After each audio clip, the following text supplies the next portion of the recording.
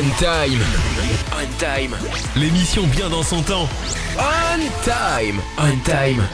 Bonne soirée à tous si vous nous écoutez en direct et bonjour si vous nous écoutez sur le podcast. Vous êtes sur On Time, l'émission bien dans son temps avec Aurel, Pascal, MVK. On est là tous les mercredis pour passer un bon temps avec vous. Et ce soir, tout le monde est là. Aurel, comment ça va ce soir ? Eh ben écoute, ça va très bien. Moi, je suis très curieux de savoir déjà si tu vas bien et de savoir si Vinka, dans un deuxième temps, a récupéré sa voix par rapport à la semaine dernière. Mais parfaitement. Ah. Tant mieux, c'est une bonne nouvelle pour le coup. Parce qu'on était quand même inquiets la semaine dernière. On s'est dit, est-ce qu'on n'est pas très loin de l'hôpital ? Mais bon, finalement, tu t'en es bien sorti. Hein. Oui, mes élèves ont attendu 2 jours et lundi, c'est revenu. D'accord. Ok, top. Et toi, Pascal, ça va ? Moi, ça va. Moi, on se réveille. Doucement, mais sûrement. Voilà. Ben, c'est parti pour On Time et on va partir directement sans toute transition avec la revue. On Time. On Time.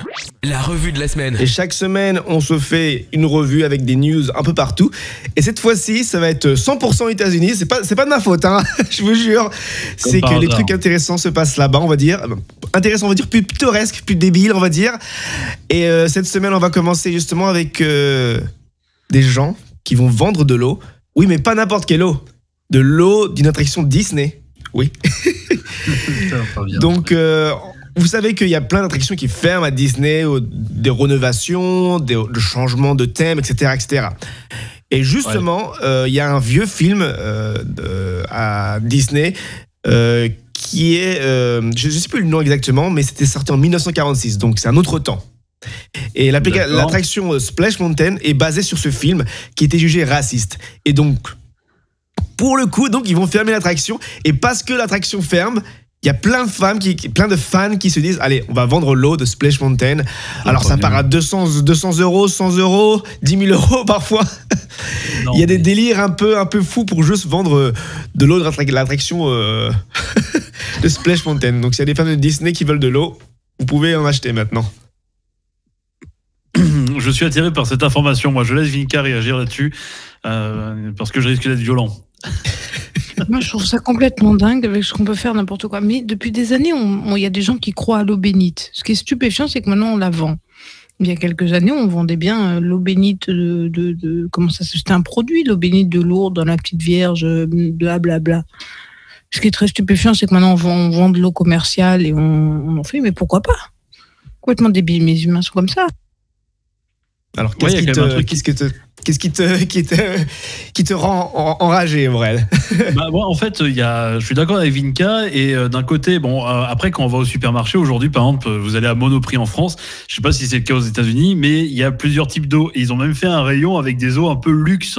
Donc, tu as des bouteilles, pour le coup, qui commencent à 2 euros, 5 euros, etc. Et tu as même des bouteilles en verre et tout, qui sont à 20 ou 30 balles. Mais bon. Après, comme dit finalement Vinka, on a toujours un peu cet exercice du besoin où l'eau, c'est quelque chose qui est une ressource naturelle et dont on a besoin pour vivre. Donc, je pense que c'est ça aussi la signification de la chose. Pour le coup, voilà, je suis pas encore plus choqué parce qu'il y a quand même une nana en France qui vendait l'eau de son bain. Oui. Donc, c'était quand même une catastrophe. Là, on vend l'eau de Splash Mountain. Bon, en fait, il n'y a rien à dire tellement que ça devient ridicule. Ce que je vois pas, en fait, quelle est la différence entre une putain d'eau et l'eau de Splash Mountain ? Si c'est pour lécher du plastique, autant lécher un bateau, vous allez dans un port, vous allez lécher la coque, il n'y a pas de souci. Enfin, franchement, faites-vous plaisir, quoi. Moi, j'ai un petit peu du mal avec ce genre de lubie, pour le coup. Ouais, pour le coup, oui, donc... Je sais pas, c'est particulier. Bon, après, c'est peut-être la nostalgie de personnes qui se disent ça, l'attraction sera fermée pour toujours. On veut récupérer ça. Après. Ne me dis pas que tu veux en acheter, Pascal, pour le coup. Hein. Non. Je voudrais savoir. Ouais, pour le coup, ouais. Est-ce que t'as l'air un peu quand même chaud, donc. Non, pour le coup. Peut-être. Non, je pense que des autres fans de Disney comme notre président de C9 Radio, Stéphane, t'as peut-être acheté de l'eau. Ouais, grave. J'aimerais bien savoir si lui il est prêt à acheter de l'eau de Splash Mountain et de l'entreposer chez lui en décoration pour le coup. J'ai très curieux de savoir. Ouais. Désolé pour le bruit, derrière il y a quelqu'un qui passe l'aspirateur donc. C'est vraiment mal tombé. Chaque semaine, il y a quelque chose de dingue. Oui, chaque semaine. Allez, on va continuer avec la prochaine news qui est Pizza Hut. Oui, Pizza Hut qui fait le record du monde de la plus grande pizza du monde. Avec, je crois, 68 000 parts. Donc, c'est assez grand. Donc, je vais mettre l'image pendant que la personne passe l'aspirateur. Ça sera un peu mieux. Et moi, donc, j'en ai parlé le matin là, sur C9, mais en effet, ça fait en tout 1300 mètres carrés, si je dis pas de bêtises. Donc, c'est quand même énorme. 1,3 km de pizza au total. Je sais plus combien de tranches de pepperoni, de sauce tomate il a fallu, et de pâtes, pour le coup, mais c'est quand même monstrueux. Enfin, c'est énorme. La question que je me pose. C'est un terrain de foot. Ouais, ça c'est énorme. Ouais. Même l'Italie n'oserait pas jouer sur un terrain pareil. C'est pour te dire pour le coup. Mais ça s'est passé où, Pascal? C'est à Los Angeles que ça s'est passé, non? Enfin, près de Los Angeles? Oui, c'est ça. C'est à Los Angeles que c'est passé dans le Los Angeles Convention Center. Et donc, ça donne le tour les 6000 kilos de pâtes, 2200 kilos de sauce tomate et près de 4000 kilos de fromage. Ça fait beaucoup. Et donc, j'espère que... Apparemment, toutes les parts ont été redistribuées à des banques alimentaires. Donc, en vrai, il n'y a pas eu de gâchis. Tant mieux. Donc, tant mieux. C'est ce qui me rassure pour le coup, parce que ça fait quand même peur. Le nombre de parts de pizza, c'est quand même violent. Ah non, mais bon, ouais, vous voyez là que tout est vraiment cuit. C'est aberrant de voir autant de bêtises. Enfin, franchement, si on nous parle de restrictions et tout, etc., mais vous êtes toujours plus dans l'abus, quoi. Enfin, c'est toujours plus aux États-Unis. Il y a jamais rien. Il y a pas de limite, en fait. Enfin, que ce soit avec vos 4x4, avec vos terres, avec vos parcs d'ailleurs, là où vous vendez une putain d'eau d'une parc d'attraction. Non mais franchement, je suis atterré. Je vais me taire un peu parce que je vais laisser parler Vinka sur cette chose infâme, encore une fois. Tu es très radical quand même, mon cher ami. Moi, je trouve ça une expérience, c'est presque artistique de faire une pizza aussi grande. Complètement débile, mais c'est presque artistique. Ce qui est stupéfiant, c'est que personne n'en avait besoin, soit, ça ne répond aux besoins de personne. Mais après, en plus, si c'est redistribué à des associations, à des gens dans le besoin, c'est peut-être mieux. Parce que si on avait fait des petites pizzas, si on avait fait des petites pizzas individuelles avec ça, ils les auraient vendues, Pizza Hut. Ils les auraient jamais données à quelqu'un. Après, est-ce que c'est peut-être une opération marketing? Après, aussi, c'est un super coup de pub, mais c'en est une, c'est évident, ouais. Puisque le monde entier en parle. Mais, dans l'absolu, à la fin, il y a des gens qui bouffent, quoi. Ouais. Je suis sans doute, moi, beaucoup plus tempéré, parce que sinon je suis dans le désespoir comoré. Non, c'est sûr, au moins, ils font quelque chose où ça... Ouais, non, c'est sûr, ouais. Par contre, c'est pas une vraie grande pizza, on tient à le préciser, puisque c'est que des pizzas rectangulaires qui ont été mis en rond. Donc, je suis désolé, le Guinness Book des records a déconné parce que c'est pas une vraie pizza. Ah, c'est clair. C'est moitié. Bon, après, c'est chauffé, donc peut-être que ça fond ensemble avec la tonne de fromage qui est mise sur cette pizza. Non, mais oui. Bon, voilà. Et apparemment, des chefs. L'ancien record, c'était en Italie. Donc, c'était des chefs italiens qui avaient fait cette pizza. Mais maintenant, les Américains ont décidé de les doubler. On verra si les Italiens réussiront à faire encore plus grand, à voir peut-être dans un stade, on sait jamais, avoir un match de foot, à voir. Un match de foot, le jeu de mots est très bon, Pascal. Oui. Le match. C'était pas volontaire. C'était pas volontaire. Mais j'aime beaucoup même.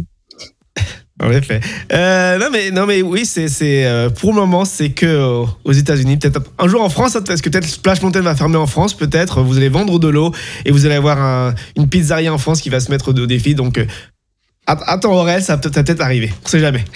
On va voir ça. Peut-être à Villepinte, ils vont pouvoir le faire dans le parc des expos. Voilà. Il y aurait de la place. Ça doit être ça. Allez, sur C9 Radio et sur votre podcast, on va continuer avec la prochaine rubrique qui sont les questions entre amis. On time.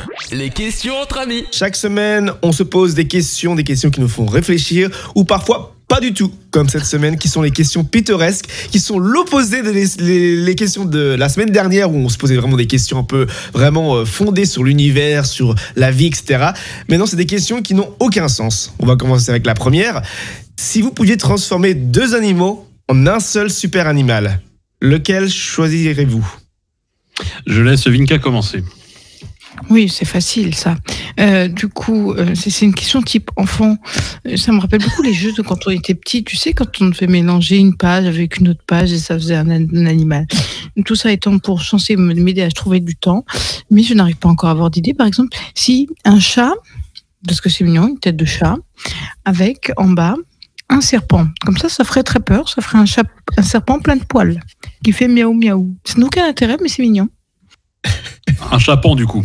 Ouais. Un chapon ou un serrat. Un serrat, je crois que ça existe déjà d'ailleurs. Ou un cerf-chapon. Oui. Moi, j'avais regardé un petit peu la question en amont de cette émission où j'ai triché pour le coup. Et alors, pour le coup, je me suis dit, autant avoir un bel animal avec un bel organe si on en mélange deux. Donc, du coup, je me suis aperçu que du coup, l'éléphant a donc un sexe en érection de 1,5 mètre et qu'il pèse en tout 20 kilos. Et que le canard argentin, lui, a un organe en tire-bouchon de 42 cm. Donc, pour le coup, si on pouvait mélanger donc un canard argentin avec un éléphant d'Afrique, je pense qu'on pourrait avoir une énorme tub en forme de tire-bouchon. Et ça, pour le coup, ça me plaît. Ah, ça, c'est un concept. Ça envoie du rêve, non? on voit le temps de réflexion qu'il y a fait, le temps de recherche. Ton truc ne se reproduira jamais, ouais. Non. Bah non, parce que l'éléphant, s'il rentre dans le canard, voilà. Ça fera pas de foie gras. Hein. Non, ça c'est le cas de le dire. Non. Et toi, Pascal, du coup? Alors moi, en vrai, j'ai mis la question, mais j'y ai pas réfléchi. Donc je suis un peu comme Vinka, essayer de trouver quelque chose dans ma tête. Moi, j'aurais dit je sais pas, un singe et un perroquet, ce qui ferait un humain en vrai. Mais voilà, au moins on aura d'autres humains, peut-être un peu moins cons que certains humains qu'on a sur Terre en ce moment. C'est pas faux. Donc ouais, je sais pas, un singe qui parle. Bon, alors, il répète toujours la même chose, mais ça changera pas des politiques, on me dira, tu vois.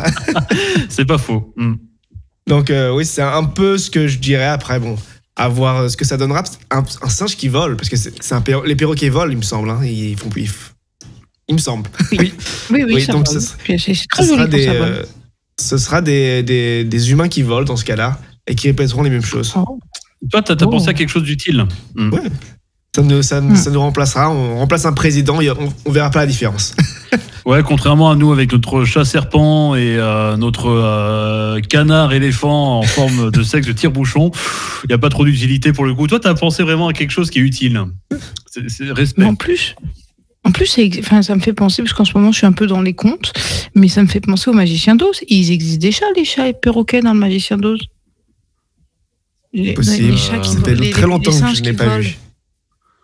Ah, c'est possible, j'ai volé l'idée. Très bien, des singes volants. C'est possible, j'ai volé l'idée des créateurs du magicien d'Oz. Aïe. Et justement, en repassant dans le temps, on va passer sur la prochaine question.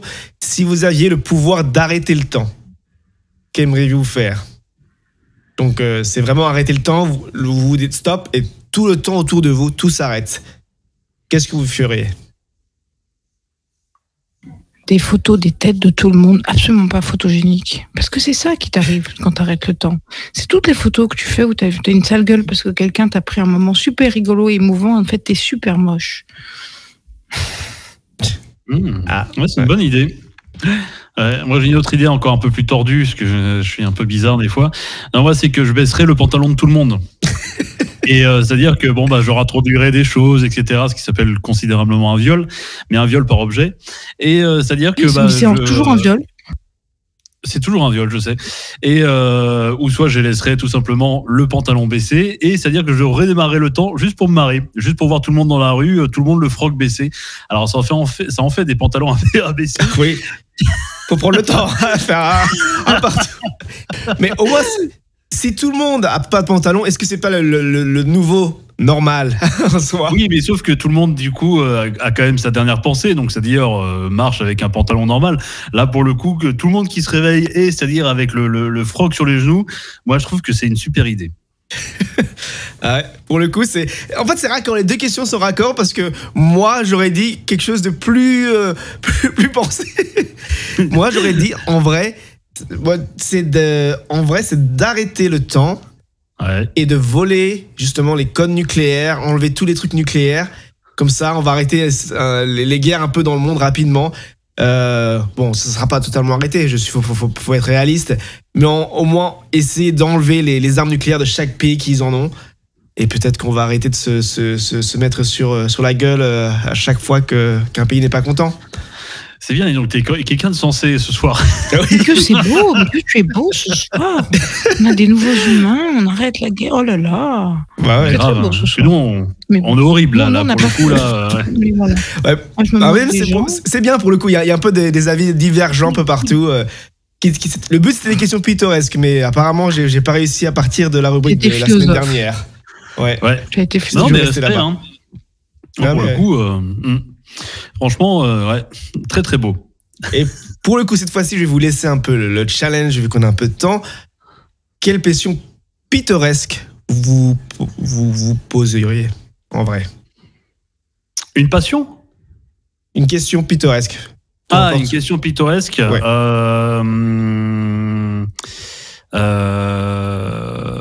Alors là, ouais, tiens, pour le coup, bonne question. Ça me fait penser à ce que tu as posé. Je suis un peu comme le chat et le serpent. Quels sont les 2 ingrédients qu'on pourrait mélanger pour que ce soit vraiment, vraiment pas bon? Ah, Oh, il y en a plein. Qui sont bons au départ et que si on les mélange, c'est vraiment, vraiment pas bon. alors, le côté simple, c'est du sucre et du salé.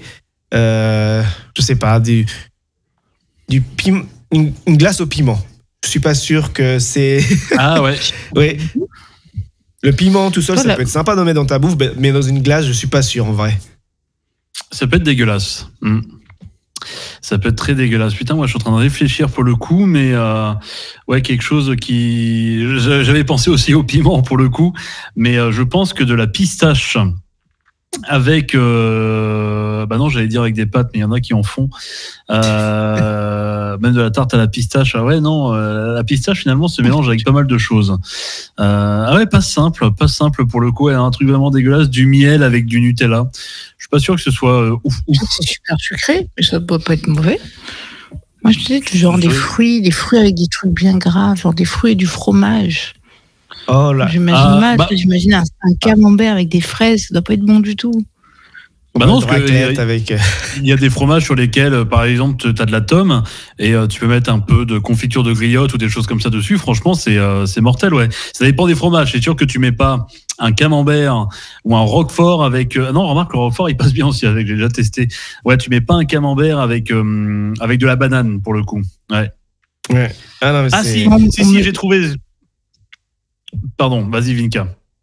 On me chuchote dans l'oreille des knackis au chocolat. Ah bah, Au j'allais Nutella, dire au exactement Nutella. la même chose. J'ai un copain, on était en vacances, en vacances entre mecs, donc bien évidemment ça part en live. Il est 4h30 du matin, il avait la dalle, au lieu de se faire un sandwich dans la tente, etc. Donc qu'est-ce qu'il fait? Il prend le saucisson, mais à pleine main, il le coupe même pas, etc. Et il ouvre le pot de Nutella et il a bouffé le saucisson avec du Nutella. Je peux te dire qu'alors déjà il pue de la gueule. De deux, bon, on était arraché, mais c'est pas une excuse. Et de trois, franchement, mais putain, mais dégueulasse. Même moi, j'ai quand même goûté. Il me fait, oh, mais franchement, c'est trop bon. Je fais, allez, vas-y, fais goûter ta merde. Et en effet, c'était une vraie merde. C'est dégueulasse. Franchement, du saucisson avec du Nutella. Si vous avez l'occasion de goûter, n'hésitez pas, parce que franchement, c'est un pur bonheur. mais oui, c'est particulier. Aïe, aïe. Yeah. Ben, je vais essayer la semaine prochaine. Non, je rigole. J'allais dire Non. que dans le laboratoire, vous allez essayer ça. Maintenant, on aurait pu le faire essayer à Vinka, parce que son mec, apparemment, adore les gnocchis au Nutella. Donc, C'est ça. pour le coup, Voilà, on aurait dû faire un test de ce Non, genre. il a bien réussi le test. C'est un truc qui t'es censé faire 2 trucs bons qui font un truc pas bon. Moi, je trouve que c'était pas mal. Ouais, mais du coup, on peut tester avec toi la semaine prochaine. Non. Je suis con. Ah ouais. Ça me rappelle une ancienne période SN9 où on faisait tester des trucs pas Des très trucs bons. ignobles. Oui, C'est vrai. oui, j'ai encore des extraits dont on va pas passer ce soir. Allez, sur C9 et sur On Time, sur votre podcast, on va continuer avec la prochaine rubrique qui est le voyage autour du monde. On Time. On Time. Le voyage autour du monde. Chaque semaine, on fait un voyage autour du monde et cette semaine, c'est le Paraguay et je vais laisser la main à Aurel.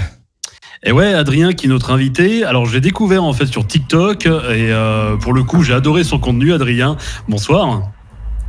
Bonsoir, salut à toute l'équipe.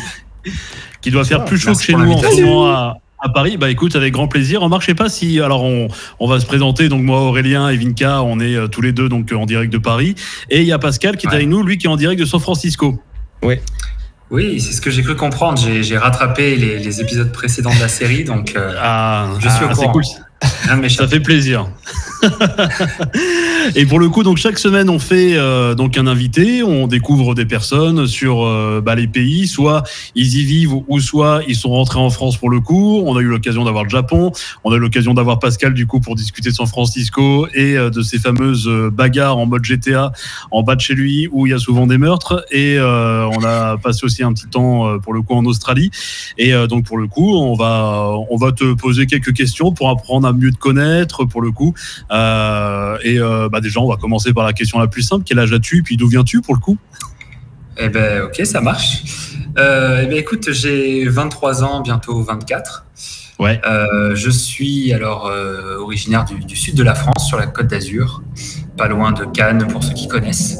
D'accord. Et j'ai fait un parcours dans l'audiovisuel, donc j'ai fait une école de cinéma à Paris. Dont j'ai obtenu mon diplôme il y a quoi, un peu plus de 2 ans. T'as fait quoi? T'as fait des écarts ou Exactement. D'accord, ok. Exactement. Voilà, en plein dans le mille. Et donc voilà, donc j'ai ce parcours-là et j'ai toujours été passionné de voyage.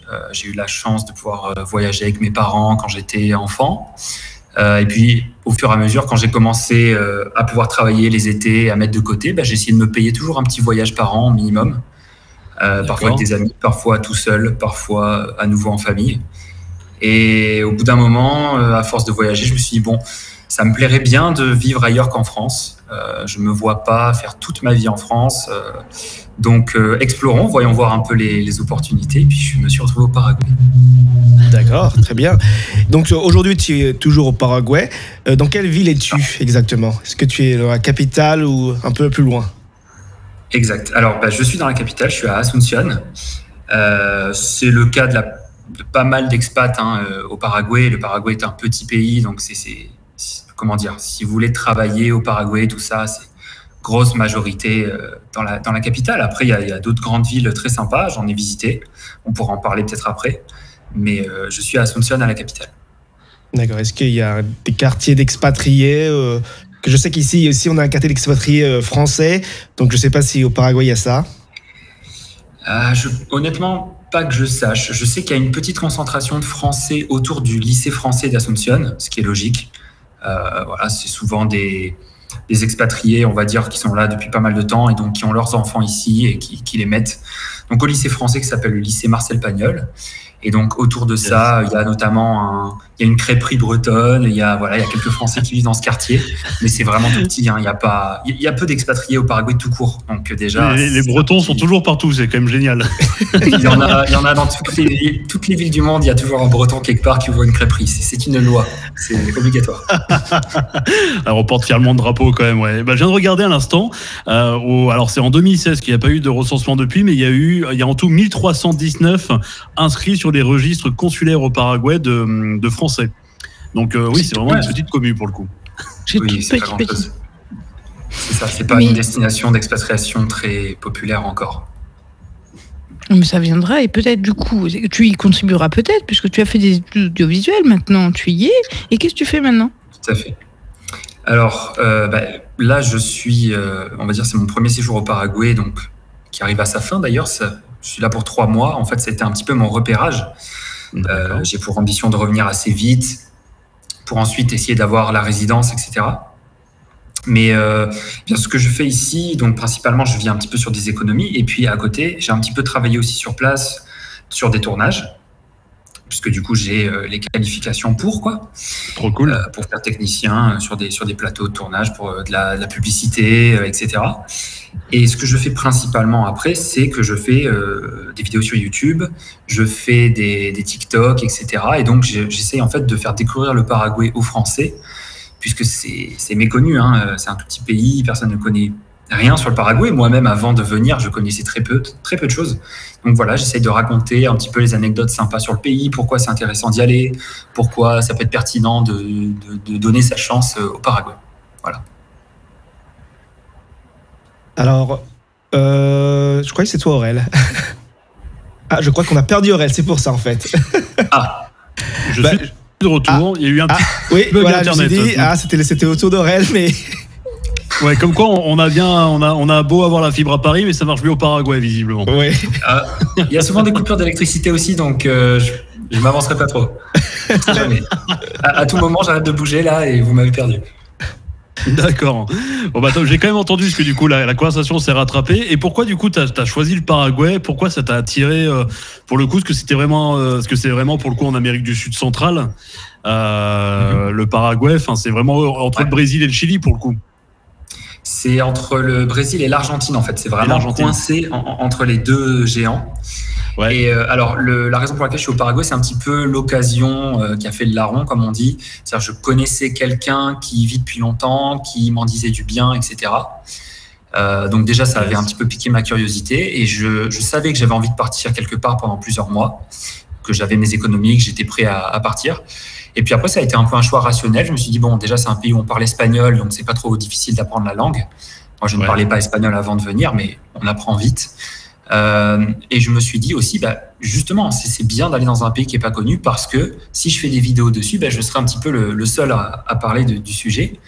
Et donc, il y a une vraie niche à exploiter, il y a quelque chose d'intéressant à faire, plutôt que d'être la 10 millième personne qui fait des vidéos sur le Japon ou je ne sais quoi.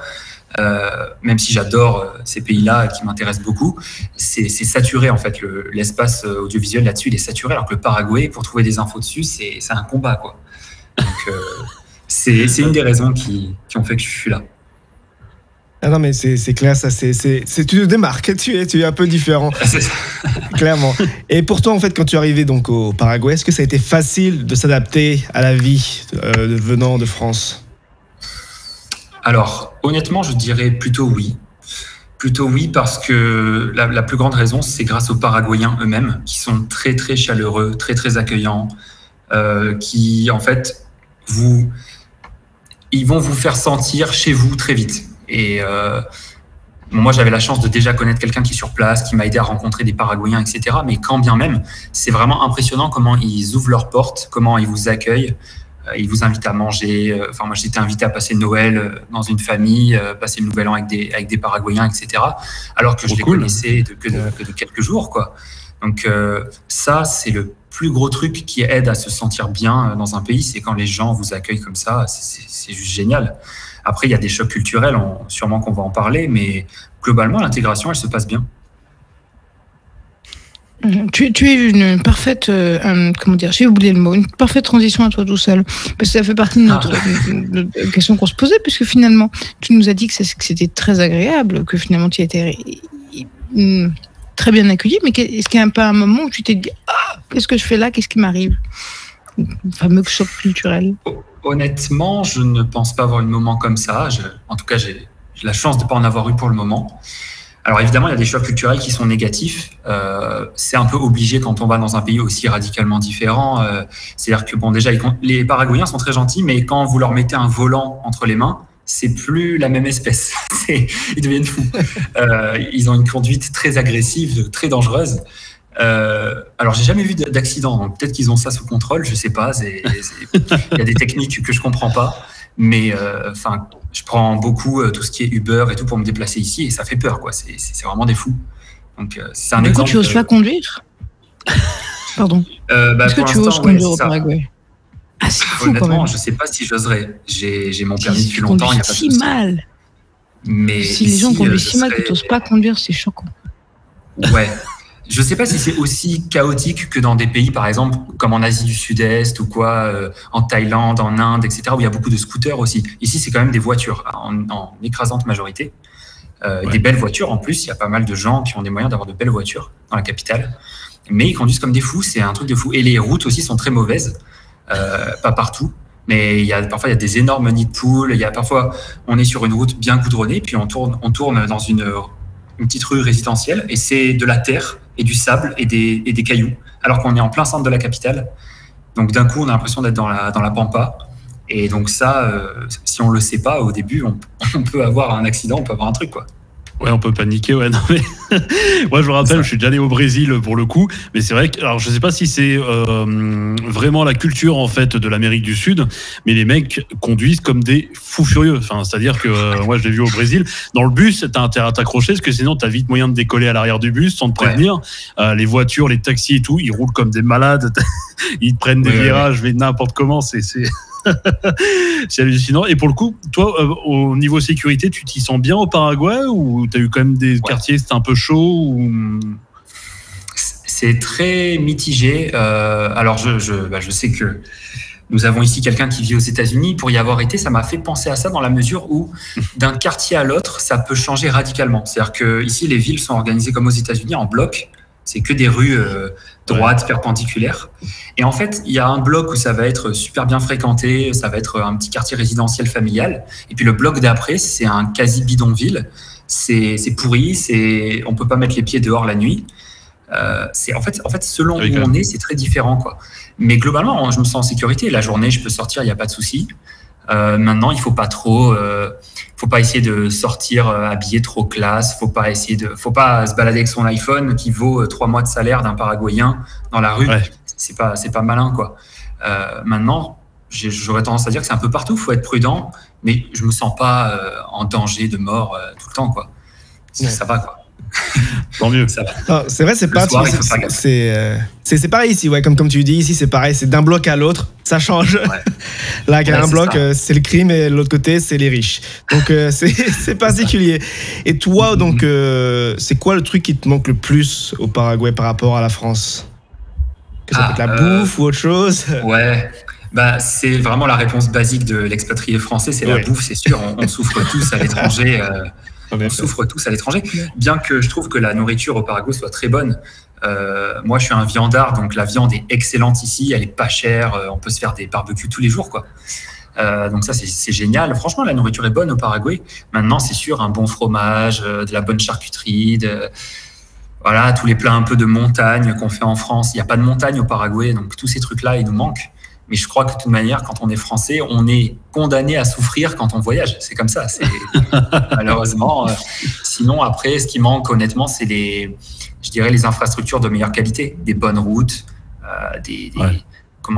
même des bonnes infrastructures publiques de manière générale, quoi. Après, j'ai pas été malade au Paraguay, mais des hôpitaux en meilleur état, des trucs comme ça.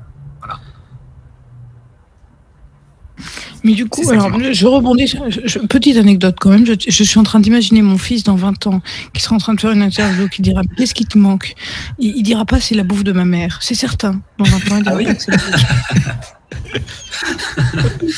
Éventuellement la tarte. Non, mais même ça peut être les plats français qu'on aime bien, même au restaurant. Alors après. C'est pour ça que je dis ça. Mais c'est pas grave, ça m'a beaucoup amusé. Tu as commencé à le dire et tu l'as dit que malgré tout, et tu l'as dit tout à l'heure que le côté infrastructure, c'est une vraie grande différence. C'est vrai qu'en France, on a un petit pays, donc tout fonctionne bien. Mais entre la France et le Paraguay, qu'est-ce qui t'a semblé vraiment très marquant, très choquant, différent? Le plus choquant, c'est juste évident, c'est la différence de niveau de vie. C'est-à-dire que selon les quartiers de la capitale, on le sent pas tant que ça. Il y a des quartiers de la capitale qui sont vraiment, on pourrait se croire dans une ville des États-Unis par moment. Il y a des coins d'Asunción comme Shopping del Sol et tout. C'est un énorme centre commercial tout neuf dont les Paraguayens sont très fiers, avec toutes les marques du monde entier. Donc le Paraguay est moderne, c'est-à-dire que dans la capitale, il y a toutes les marques qu'on connaît, etc. Mais on trouve H&M là-bas. Ouais, sans aucun souci. Il y avait Ralph Lauren, on trouve tout ce qu'on connaît. Et puis d'un coup, on va aller dans un autre quartier et ça va être des maisons en tôle, ça va être de la terre au lieu du goudron, ça va être des chiens errants, ça va être des gamins qui font de la mendicité dans la rue. Mais en fait, c'est très séparé en fait. Donc c'est pour ça que je dis que c'est à l'américaine, c'est que en fait, on peut très bien vivre au Paraguay et fermer les yeux complètement sur la pauvreté, ne pas la voir, si on fait ce choix-là. En étant dans le bon endroit, non, je vois rien, il n'y a pas de problème, alors que ça existe, mais voilà. Et du coup, là, tu parlais... Tout à l'heure, tu parlais un peu de niveau, du coup, les infrastructures, c'est pas top, etc. Et du coup, niveau santé, pour le coup, ça se passe comment? Il y a une sécu là-bas? Là, toi, en tant qu'expat, est-ce que tu as une assurance ou un truc ou pas du tout? Alors, comme là, je suis pas encore résident permanent, je saurais pas te dire. J'ai eu la chance de pas tomber malade depuis que je suis là, donc j'ai pas eu à me confronter au système de santé. Je sais que, évidemment, pour un Français, ça va pas être super cher. Maintenant, dans la capitale, il y a de très bons médecins, parfois des médecins étrangers aussi. Il y a des Argentins. Je sais que les Paraguayens aiment aller en Argentine pour se faire soigner parce que c'est très bien remboursé.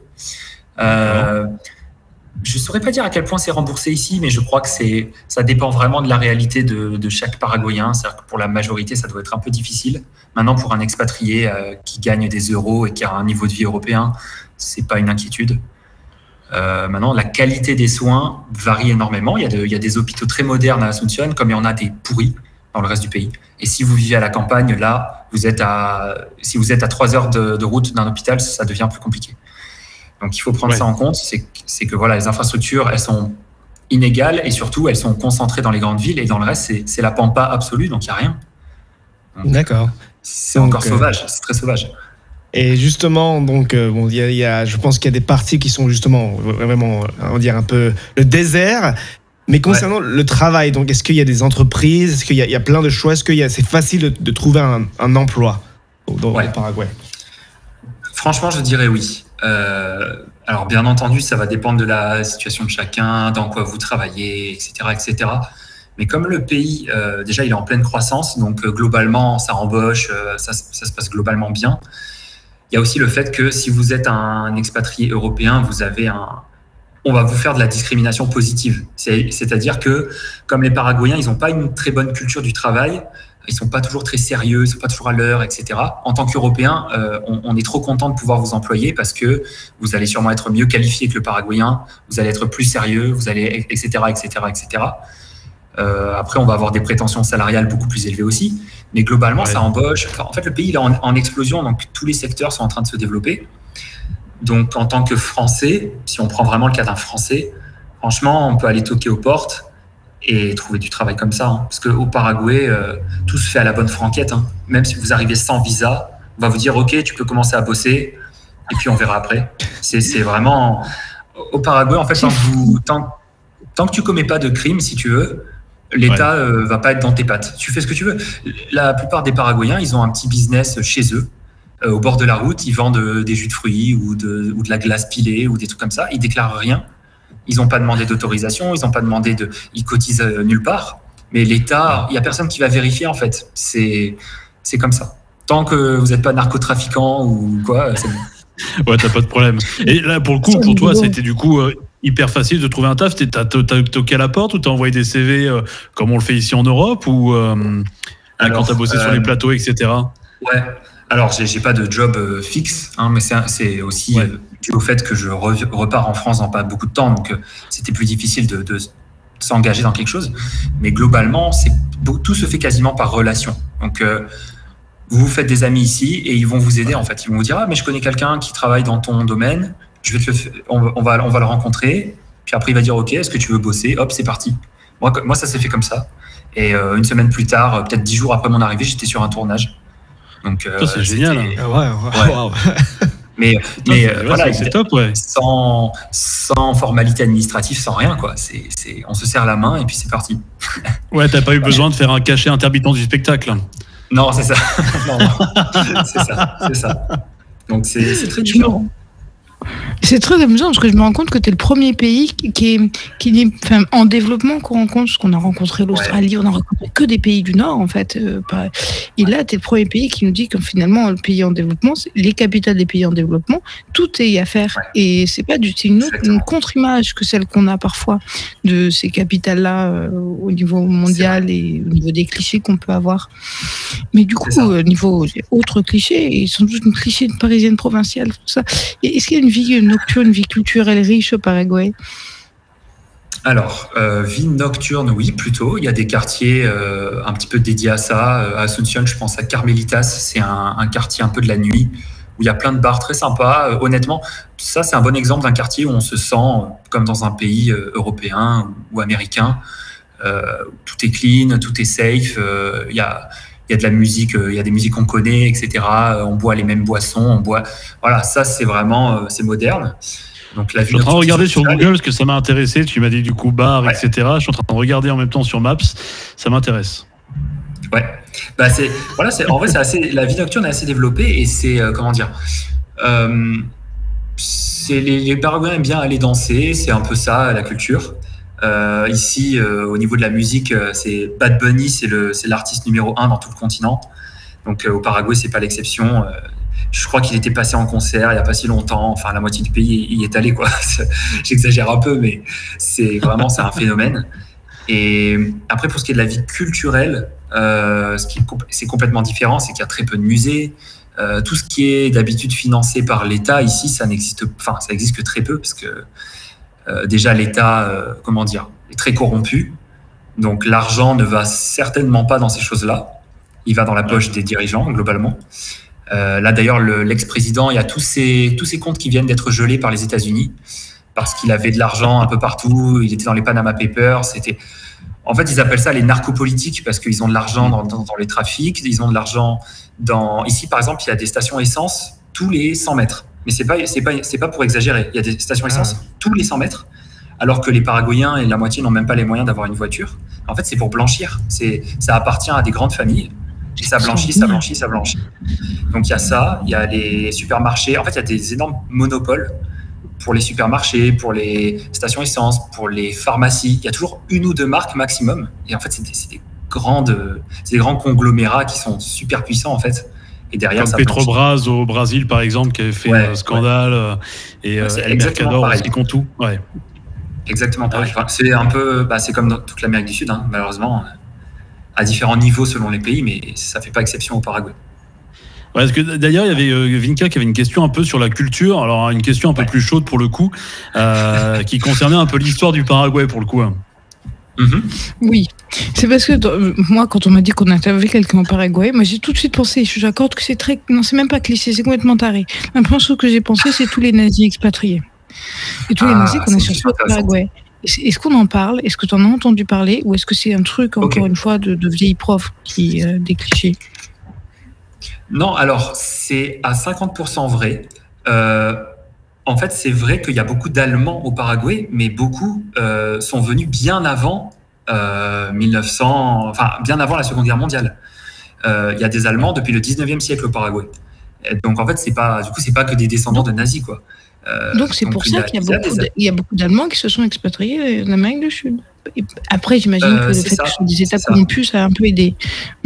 C'est ça. En fait, il y a une histoire de fou. Bon, je ne vais pas trop m'étendre parce que sinon on va passer du temps là-dessus. Mais la sœur de Nietzsche, donc le philosophe, était venue au Paraguay avec son mari, qui était un espèce de proto-nazi, c'est-à-dire un nazi avant l'heure, fin du 19e siècle, pour essayer de créer une nouvelle Allemagne sans juifs au Paraguay. Donc, l'espèce d'utopie nazie avant même qu'il y ait Hitler, etc. Et ça a échoué lamentablement parce qu'ils n'arrivaient pas à cultiver les sols. Il y a la moitié des familles qui sont mortes de maladies, etc. Et en fait, ça a été une catastrophe. Et le docteur Foster, qui était donc le mari de la sœur de Nietzsche, a fini par se suicider sur place. Et la sœur de Nietzsche est rentrée en Allemagne. Donc ça a été une catastrophe, mais l'air de rien, il y a des familles qui sont restées sur place et ils ont eu des enfants et ainsi de suite. Et aujourd'hui, il y a pas mal d'Allemands au Paraguay. Et en fait, ils contrôlent beaucoup l'industrie laitière. C'est des grands propriétaires terriens et c'est eux qui ont amené le savoir-faire pour la bière, pour le fromage. Il y a des Suisses aussi. Il y a des Européens de l'Est au Paraguay. Mais ils sont là depuis très longtemps, en fait. D'accord. Tous les Allemands que tu croises, c'est pas que des enfants de nazis, quoi. Voilà, c'est ça. Mais il y en a un petit peu dans la mesure où, quand c'était la dictature au Paraguay, la dictature de Stroessner, vous l'entendez à son nom de famille, déjà il avait des origines allemandes, il a pas mal aidé des anciens nazis à se réfugier au Paraguay, quoi. D'accord. Donc il y en a aussi, c'est vrai. Après, je sais pas si c'est plus qu'en Argentine, plus en Uruguay, plus... Ça dépend, mais il y en a, hein, c'est vrai. Non, des fois, on est au Paraguay, même dans la Pampa, à San Bernardino, c'est une ville qui a été fondée par des Allemands. T'es parmi les palmiers et tout, et puis tu vois des blonds aux yeux bleus qui mangent leur saucisse façon allemande, quoi. C'est vraiment étrange. C'est drôle, oui, vrai, je me doute. ça. Donc c'est pas tout à fait faux. Hein. Il y a une part de vérité dans le cliché. Voilà. C'est top parce que ouais, pour le coup on apprend plein de choses. Et du coup tu parlais qu'il y avait quand même un monopole sur des marques, etc. Et au niveau argent, du coup il y a une grosse différence au niveau des prix des produits. Enfin par exemple entre l'Europe pour le coup et le Paraguay. Ouais, globalement, je dirais que tout est moins cher de manière générale au Paraguay, évidemment, parce que en gros 1 euro fait 7500 guaranis en ce moment. Et on va dire qu'un repas au restaurant, c'est un peu moins de 10 euros. Un trajet en Uber pour aller d'un bout à l'autre de la capitale, c'est 3-4 euros. Non, tout est moins cher. Faire les courses, c'est beaucoup moins cher. Le kilo de viande bovine, parfois, c'est 5-6 euros le kilo. Donc ça coûte rien du tout.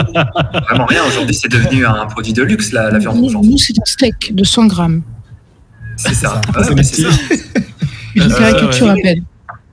L'exception, c'est les voitures, parce que en gros, ce qui se dit en Amérique du Sud, c'est n'achète pas une voiture du marché paraguayen, il faut acheter de l'import américain.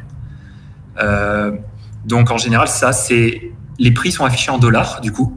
En gros, comme dans beaucoup de pays d'Amérique du Sud, dès que c'est des trucs un petit peu de valeur, on parle de dollars. L'immobilier, on le dit en dollars, les voitures, on les dit en dollars. Et là, pour le coup, donc pour les voitures, c'est le même prix. C'est pas moins cher. Ah oui, donc on prend quand même une référence américaine finalement pour certains produits, quoi. Enfin pour certains biens. Ouais, c'est ça. Il y a beaucoup de Chevrolet ici, il y a beaucoup de... Après, alors, du coup ça c'est japonais, c'est la marque la plus répandue, c'est Toyota ici. Parce que c'est pas trop cher, ça casse pas. Donc en général, c'est ça.